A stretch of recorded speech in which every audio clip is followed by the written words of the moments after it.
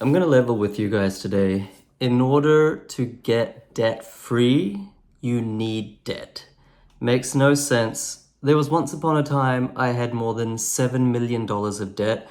If I had not had that $7 million of debt, I wouldn't be debt free right now, which I am. So how does that work? Like, how do you get more debt to become debt free? It's so counterintuitive. And we oftentimes, a lot of us are brought up in cultures and in society and in this sort of financial upbringing that debt is really bad, that we don't want to have debt. Debt is the enemy. Debt is what leads to bankruptcy. Debt is what leads to financial heartache. Debt should be avoided at all costs. But I'm here to shift that thinking because I've done it myself. Okay, so this is not me like watching 10 YouTube videos and giving you like the synthesis, hoping that you'll get some benefit from my platform, but rather I'm talking from experience since 2011. I myself have had, well, I still have 12 investment properties, and I've had more than $7 million of debt in achieving that portfolio and other properties that I've had before as well. Now, let me ask myself the question. Would I have today 12 fully paid off investment properties worth over, I think it's, I don't know what it is, over 12, $13 million at the moment, if I didn't embrace debt? And like the reality is that although my wife and I, we worked hard, we were on pretty good jobs because we worked really hard through university, worked really hard through first few years of employment and really, did a lot of sacrifices, a lot of austerity. The reality is that even with our incomes, she was a chartered accountant, I was an investment banker, then management consultant. Even without our incomes, there is no way we would have been able to afford two fully paid off properties, or even one. What to speak of 12, right? I mean, even to have one fully paid off principal place of residence, let's say worth $1 million, $1.5 million, whatever it is, right? And just using sort of some average numbers, that would take, for the average person, including us, because we're no different from average, I would say, it would have taken 30 years, 25 years, maybe 20 years, all right? At least it would have taken longer than what it has taken us. It's taken us since the start of 2011. It's 2024 now, 12, 13 years, 12 investment properties fully paid off, including our principal place of residence in, like I said, 12, 13 years, total assets, 12, 13 million. I don't even know what the total value is anymore. It's probably more than that. This is not me bragging or anything. That's so silly and vanity, really. But the reason I'm illustrating this is because this is not some theory I've heard from other people or books or Facebook, and I'm like regurgitating it so that hopefully, you follow me. Like, that's not my intent here. My intent is to show that I've actually been through that and you can too. All right. The thing is that we were able to pay off all these properties because we did essentially a bunch of development projects. So I think peak debt at one point was over seven, maybe it was even more than $8 million. So yeah, I mean, it's not quote unquote easy to go to sleep at night thinking you've already got investment properties with millions of dollars of debt. Now you have one or two development projects, residential, also did commercial, with another $2 or $3 million of debt on each of them, and you're like, okay, the residential ones are nice and easy, passive, but these commercial, these residential developments, it's almost a part-time job. There's a lot of stress involved, but it's only because I had that good debt and did those projects, invested in these properties, that I made those chunk profits that whereby I was able to pay off my other buy and hold long-term properties, right? And of course, I've done other things like small-scale private equity. I've also leveraged my real estate assets to leverage into basically small businesses and help improve them, turn them around, and make a profit. It wasn't quite a leverage buyout, but it's kind of like the LBO model, leverage buyout. If you Google it, you'll learn a whole lot about it. But essentially, I was able to have this portfolio that I have now with more than $200,000 of passive income because of embracing debt. I understood that there's a such thing as bad debt, which is not tax deductible debt. That's debt that doesn't grow your wealth. That's debt that you're having to slowly pay off using your own hard-earned money, principal and interest, or whatever the case is on your principal place of residence. Bad debt is what basically creates a prison for you. All right. Good debt, on the other hand, is where you've managed your cash flows so you can understand and are comfortable with the interest repayments. You've used that debt to buy assets that multiply in value, that provide cash flow. And this is also tax deductible debt. Okay? 3 ingredients, like I've just mentioned, differentiating good debt versus bad debt.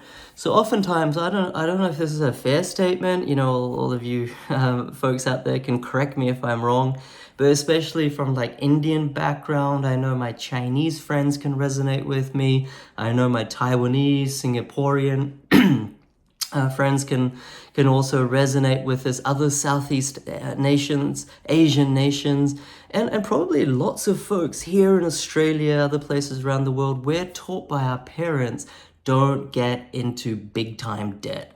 But they fail to tell us, probably because they didn't know, that actually it should be qualified, that statement, to say don't get into big time bad debt. All right. But if you do get into big time good debt, as long as you're educated and have the wherewithal to actually understand where to invest, other people's money, because that's all that debt is. You're using other people's money, whether it's the bank or whatever. Then if you invest that correctly, that improves your net wealth, okay, that provides you cash flow, that provides you passive income. And yes, it's still debt, but that good debt allows itself to be paid off and allows your bad debt to be paid off. There is no way I would be where I am if I did not embrace this concept of good debt. I know it's a mental block, and I know that it's a hard thing to swallow. It's a hard pill to swallow. A lot of you will be husbands and you'll be like, I think I get this, but there's no way my wife's gonna get this, right? Or vice versa. A lot of you are women who are watching, you'll be like, okay, I'm really driven. My husband's not doing jack all about our financial future. I get this concept. I just don't know how I'm going to convince him, to actually take the next step on our wealth journey, because let's face it, no one is born, or even if you're in your 20s, 30s, most of that time in their 40s, it's not like you have hundreds of thousands of dollars in cash to invest. You have to use other people's money. And the thing is that, yes, we're getting loans from the bank, but it truly is other people's money. Let's say you get a loan of $500,000. That's $500,000 of deposit that other people in society, in your community, in your nation, in your city have given the bank, and they're getting back in return, what is it, 4%, 3%, 5%, whatever it is, right? Whatever the season is for interest rates at the time. And they are somewhat happy with that. Once again, it's a little bit, it's a bit of a vanity thing. They're happy for their savings to be eroded by inflation because the interest rate that they're getting on that deposit is almost nothing. Whereas you, i.e., that was me, I took that 500K loan from the bank, okay? And yes, I had to pay interest on it, don't get me wrong. But I'm able to take that 500K, make it $1 million, make it $2 million. And I did that through buy and hold property investing and also development projects. Like, for example, one we did in Coorparoo in Brisbane, there was a corner block. It had a granny flat at the back and an old house. We renovated the house and we got rid of the granny flat, sold it for like $60,000. It was removable, and subdivided the back, built 2 townhouses. That was like a 18-month, 2-year project. Made about $300K profit before tax. Okay, so look, I've made plenty of bad ones as well. So I'm just cherry picking and saying that was a good one. I'm not saying everyone should go off and do something like that, but take the principle. And a lot of my clients, what they're doing is not development, because development comes with headaches, stress, sleepless nights. It's a part-time job. They don't have, that sort of risk appetite. What they're doing is normal buy and hold property investment. Buy 4, 5, 6 properties, hold it for 10 years, 15 years. After that time, they go up in value, provided you follow the data, you knew what you were doing. In that time, it doesn't really cost much to hold. Interest rates go up and down, sideways, rents keep going up.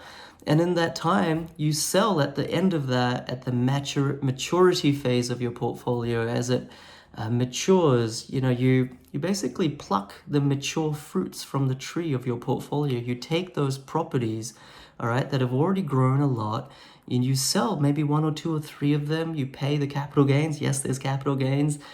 And then you sell them and you take those cash profits and pay off the debt of those 3, 4 properties, perhaps 2, 3, 4 properties that you didn't sell. And those are your retirement golden geese. Those are your retirement nest eggs. They're fully paid off. In that time, you would have had to take millions of dollars of debt, right? But that $1 million of debt, $2 million of debt, maybe 3 million, you don't have to go up to 7 million like I did, right? You can, those millions of dollars of debt have allowed you in 10, 15 years time, let's say, to be debt free, including your principal place of residence. Whereas, I said in the middle, how do I convince my husband? How do I convince my wife, etc., to think about this seriously? I mean, the question is, if you don't take on debt, good debt that is, then sure, you work hard for 30 years and you pay off your principal place of residence and you have no retirement nest egg. You have very little super, maybe tax to the heavens. Who knows what? I'm not going to comment on future superannuation policy. But you don't have multiple property assets to build your passive income by. The pension right now is, I think, what is it for couples, $34,000. In the future, that $34,000 is probably not going to rise too much, although inflation will. So the purchasing power of that $34,000 is probably going to be $20K in 10, 20 years time. You know what I'm saying, right? You can't rely on others to solve your financial dilemmas. You need to have the guts. You need to you need to have the resolve to think. There's this concept these days where people, because of phones and social media, etc., they can't sit idle with their thoughts for 30 seconds. They're not comfortable with themselves. But I really find that the sign of a mature person is that they're actually best friends with themselves. They understand themselves. They're comfortable with their flaws, weaknesses, strengths, and gifts. They're best friends with themselves. They're telling themselves stories that are beneficial, not detrimental. And we're constantly telling ourselves stories. So you might as well choose which stories to tell yourself. So this is a financial story that could either make you in the future, and it's not a get rich quick thing, or break you in the future. So sit with your thoughts by yourself. You don't need to involve me or anyone else. And just think, okay, on the current trajectory, without any more good debt, what is my financial outcome by the time I retire? Will I even be able to retire at 50, 60, 65, maybe even 70? Maybe you won't be. Maybe you won't be able to live the lifestyle that you want. And if that's the case, you need to have enough of a friendship with yourself to say to yourself that, hey, good debt is my ticket out of here. Good debt is my ticket to financial happiness. It's going to be not smooth sailing this whole time. Having millions of dollars of debt requires financial literacy. I need to invest in myself and my own financial education, but it's worth it because the alternative is bleak. So the message of this episode is, guys, I once upon a time had more than $7-8 million of debt, good debt. Because of that, I'm now able to be debt free, both good and bad. And that's the case for so many people in our community, so many people I'm helping. And I think you should seriously consider it. A lot of people will watch this or listen to this episode and be like, oh, what bad advice telling people to get in debt. I'm not telling you to get in debt. Not bad debt anyway, good debt. I'm telling you to think about your financial future because no one else will. Become financially literate, become financially educated because no one cares about your money as much as you do. Like and subscribe. Thanks, guys.